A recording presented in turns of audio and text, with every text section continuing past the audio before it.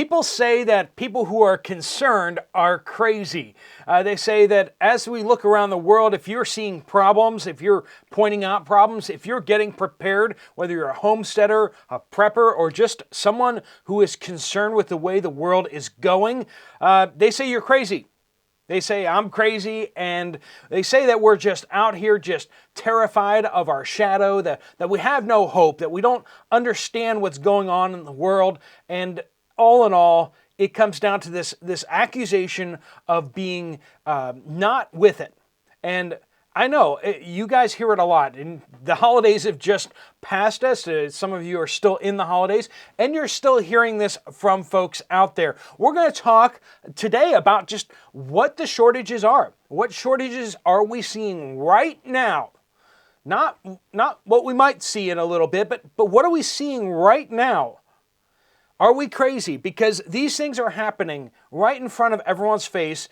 And the choice not to engage, not to understand what's going on, see the signs for yourself, this is really just a lack of engaging with reality. There's a lot of people sticking their heads in the sand and ignoring what's happening out there, but that doesn't change reality. Reality is what it is, and we are seeing shortages. You can go into stores, and if you know where to look, you're going to see it for yourself. We're talking about problems that are happening right now, and let's get into it. We're seeing a grains shortage. Now, I know you go to the store and you can get your flour, you can get some wheat. If you're trying to get wheat berries out there, anyone notice how hard that is these days? It's hard to find wheat berries right now because there's a shortage. Anyone noticed pasta shortages recently?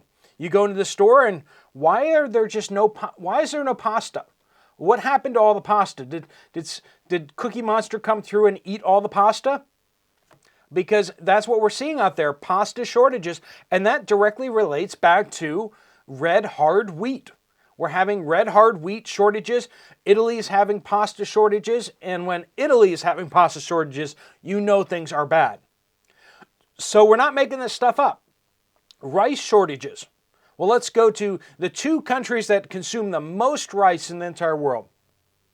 China and India, right? And India is the biggest exporter of rice. Not only do they consume the most rice out there, but they export the most as well, generally speaking. But they have an export ban on rice right now. When the largest exporter of a commodity has an export ban on that commodity, you should be paying attention. And that's what's happening right now. India is continuing its ban on exports of rice. They sure seem to think something's in shortage, don't they? They're afraid that the rice prices and the rice shortage is going to pour over into global instability, and especially instability inside India, and they don't want that. They are going to make sure that their people have enough rice so they don't decide to change governments on them, right? And so India is very concerned about what's happening with rice because there is a grain shortage. So we have wheat, we have rice, we have other grains. Now, corn is not in shortage. That's one of the grains that's not in shortage right now, but we are seeing some issues happening down in Brazil, which may start to offset all the excess production of corn. Brazil is having a serious drought across much of the country. The Amazon River is drying up, which is concerning, right? That's concerning. Brazil is a powerhouse food exporter. That's one of the biggest things they're doing now is they are growing so many crops. They are a major food exporter, but they're having problems with their soybean crops, and that means that they're not planting their corn. So we have this major problem down in Brazil, even with a grain that's not supposed to be having problems. The U.S. had a great corn harvest this year, so corn is pretty good worldwide. But Brazil was supposed to take the largest exporter of corn title from us. They did it last year. They were supposed to do it again this year, but the problem is nobody's planting corn this year because they're still worried about their soybeans. And that means that the corn harvest may pass them by. So serious issues there. And then let's move on to beef. Beef prices, not just in the United States. We've been talking a lot about what's happening in the United States, but we're seeing this starting to impact globally. Major exporters of beef, Brazil as well as Argentina, they are now, they used to export a lot of beef to the United States. They're not exporting beef to the United States. Why? Because China is buying it all up. A lot of beef that comes out of the United States gets processed in China and then comes back to the United States. We're seeing indications that it's not coming back to the United States. It's being sent over to China for processing, and then they just keep it. Now, I mean, it's not like they're cheating anyone, but I mean, what we're seeing is that beef is leaving the United States at a time where we're about to go into a crunch because global problems with beef production are happening. And China is out there scooping up all the beef that's not nailed down. They see what's happening. They're scrounging up all the rice out there. They're scrounging up wheat, and they're scrounging up oil. That's a whole nother thing. And as we look at what's happening, China is seeing shortages out there, and they're trying to get ahead of these things. China is becoming the prepper nation, essentially, trying to scrounge all these things and keep them. So are you crazy if you're worried about what's happening out there? No. No.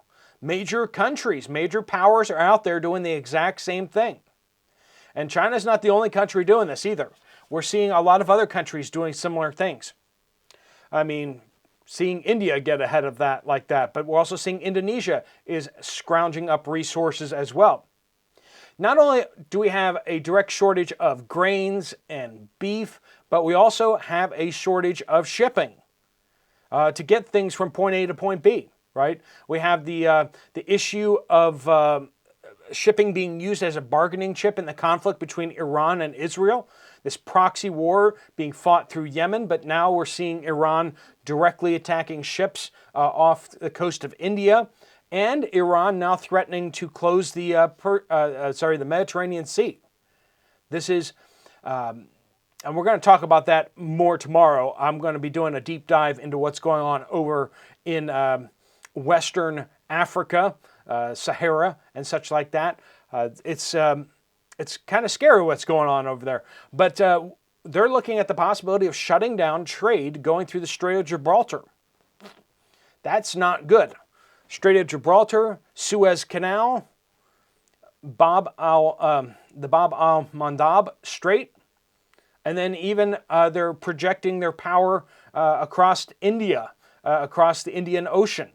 This is major problems happening with shipping, and that's just the Iranian problem out there. We have also the Panama Canal problem, operating at 50% capacity right now. A lot of ships are having to divert around South America, and South America is not a small continent, right? That's a long ways out of the way. The Panama Canal saves a ton of time, just as the Suez Canal saves a lot of time. But we're seeing both of those major choke points being disrupted, and it is impacting shipping dramatically. And that flows right into oil shortages, oil and energy shortages. We had a mild winter last year, but the decisions that Europe has made of moving away from Bear Country's gas coming across the continent and trying to import enough gas from the United States and from ships abroad is, well, it's not going super well. They got by last year because they just had a very mild winter. Hopefully they have another mild winter this year, because if they don't, they're going to be in a world of hurt. They may have their heat and their power shut off into large portions of the country, in Germany particularly, but then all across Northern Europe. So they have big problems there. But then we have oil. We have a lot of oil not going to the right places. We have U.S. diesel being exported to Europe. This is kind of one of those things that's just like, that doesn't make sense. And that's because Europe is not producing enough diesel for itself. The United States is barely producing enough diesel for itself, but so we're seeing that sort of exports happening. We're seeing disruptions with oil and refined petroleum products of course, once again, through the Middle East, as well as the Suez Canal, that type of thing. So we have major disruptions in oil and natural gas. Meanwhile, we see China and its allies, they've stocked up on oil. They've stocked up on natural gas. They have a lot of reserves. Why? Because they're afraid of shortages happening. We have pharmaceutical shortages. This is impacting a lot of people across the United States, across the UK. We're hearing of it in Canada. We're hearing of it elsewhere. There are just pharmaceutical drugs, medications that people need. Insulin. We're seeing a lot of other prescription drugs are in shortage mode. People can't get them. They're going to the pharmacy, and the pharmacy is like, we don't know when we're going to get that. And when you're talking about something as basic as insulin, that's a really big deal. Most of our production of pharmaceutical drugs have been exported out to China. Why aren't they making enough? Why isn't enough getting to where it needs to go? These are big questions out there, and people should be concerned. We have a shortage of steel. This is why canned goods seem to be kind of spotty nowadays. It's because we implemented some tariffs on plate steel coming across the border, tin-plated steel, which is used in canned goods. There's a shortage of it in the U.S. Plastics, there's a shortage of certain kinds of plastics out there. There's a paper shortage. There's a specialty kinds of papers. If you're trying to get certain kinds of papers, especially for packaging, wax covered or whatever it is for milk cartons, there's not enough milk cartons going around. We're seeing companies out there switching out their milk cartons because they can't get enough paper for that. Microchips. We see microchip shortages out there, right? We see Taiwan is producing most of the microchips of the world, especially the advanced kinds, and there just isn't enough to go around. There's not enough processors and all the stuff that they use those microchips for. That's a serious problem that's happening out there in the world right now, and it is impacting production. Now, it has started to improve in the last number of weeks and the last couple of months, but the microchip shortage is very real. The United States is rapidly trying to set up manufacturing for computer chips here in the United States, but it's not going well. Everything is behind schedule. They were supposed to start operating a manufacturing plant for microchips in Texas starting in 2024, but now it's been pushed back to 2025. They can't get the people that they need. They can't overcome a lot of the problems that they have in the manufacturing process. It's going to take a long time for the United States to get basic microchip production up to speed, but the advanced microchips that are out there, those are everything printed on silicon. The most advanced stuff is still coming from Taiwan. And then that leads right into the fact that we have labor shortages across the United States. We can't get the right people for things. You go to stores, you go to fast food restaurants, you go to any kind of manufacturing plant, you go to any kind of company and you ask them, do you need people? And they'll say, probably, yeah, we need people, but we can't find the right people. They're having problems getting staffing out there. And that's crazy. We have millions of people coming across the border. Why can't they get jobs? Well, they can't get jobs because most of them are on welfare now. 3/5 of illegal aliens that have come into the United States are now on welfare. Yeah, I said it, but it's the truth. That's what's happening. Go Google it for yourself, and you'll see that it's true. We're also having, and this is one of the big concerning things out there, is a shortage of deals. Have you used to been able to get stuff for bargain prices, and you can't get stuff for bargain prices anymore? The price of everything is going up. Deals are non-existent anymore. The new deals are what regular prices or what bad prices used to be. And now it's like regular prices they seem impossibly high. The price of everything is going up. Friends, for those people out there who don't see problems, who refuse to prepare for what is coming next. Would have been smart if they had prepared for what is happening right now.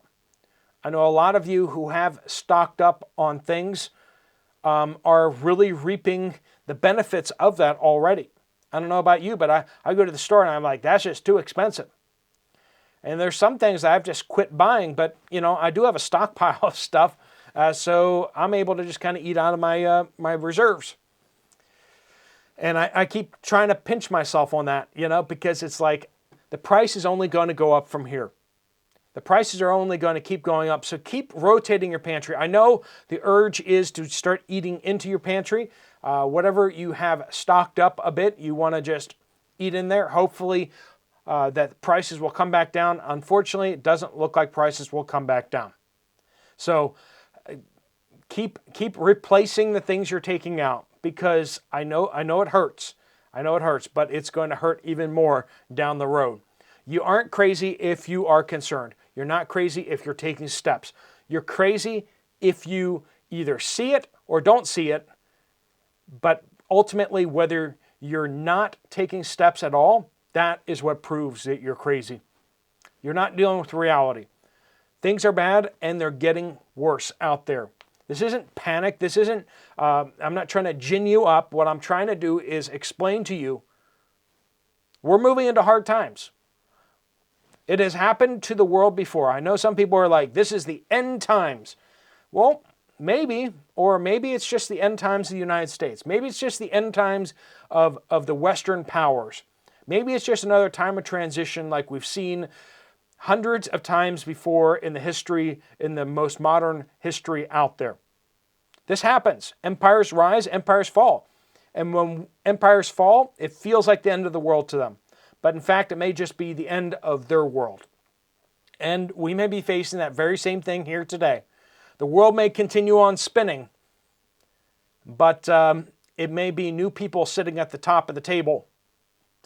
And that's a hard thing for people who have gotten used to sitting at the top of the table.